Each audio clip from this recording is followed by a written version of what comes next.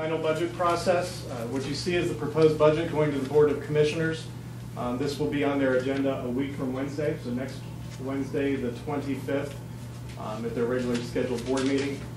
If you have any specific questions or feedback or things that you'd like to appeal, for lack of a better term, to the commissioners or myself, if you could please get that to me by noon this Friday so I can start pulling any materials together that I need for the commissioners, and then can leave some time for any discussions then following that. And the rest of your packet are all the department budgets, so again, like last year, I won't bore you by going through those one at a time, but that is the general presentation, at which time I will turn it back over to President-elect Burnham.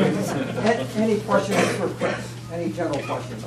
Again, everyone's individual budget is attached to the packet, and after you have a chance to scrutinize those, you may want to give Chris a call with any specific questions.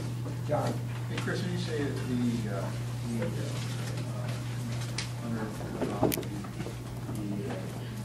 carryover funds have to be used for day-to-day operations, what specifically can they be used for? That is what we would be utilizing it as a capital base for capital expenditures.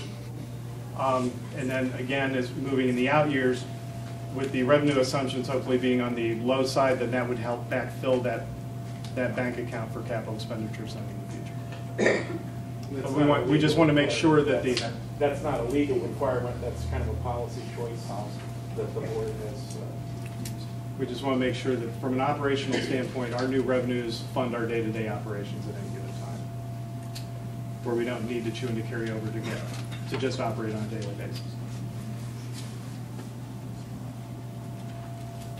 Other general questions?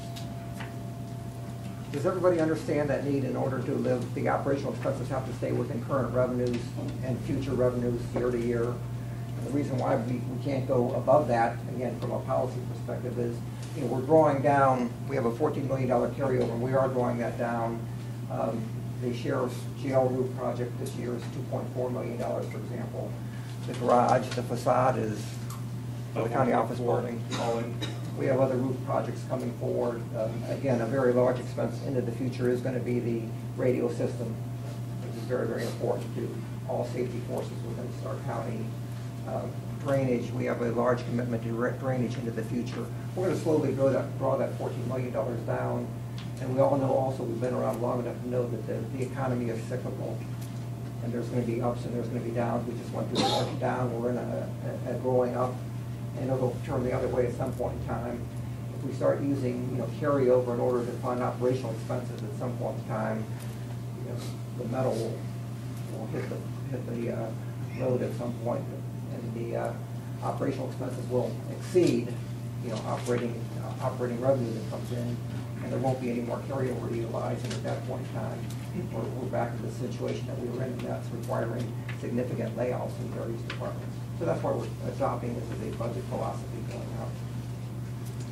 And because our sales tax has only been in place for a couple of years, I did, at the Commissioner's request, I looked back at Sardis sales tax because they've had a consistent percentage that they've collected, so that gives a little better historical trend to look at. In 2009, when the economy went south, it dropped almost 12% in 1 year. So, we hit another one of those by 2.5%, 12%, 15%. You're talking about a $4 million hit in revenue versus the budget in just 1 year.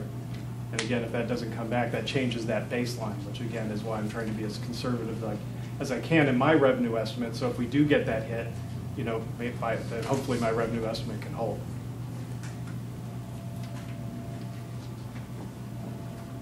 Questions?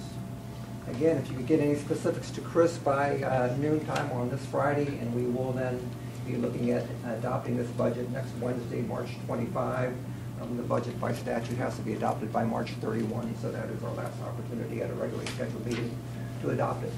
And I'll have the paperwork for Denny Winter next Wednesday afternoon, so this stuff should be uploaded into the financial system by late Wednesday or probably Thursday at the latest, I would think. Right, Mr. Otter? Let the record show his head nodded. I heard it rattle.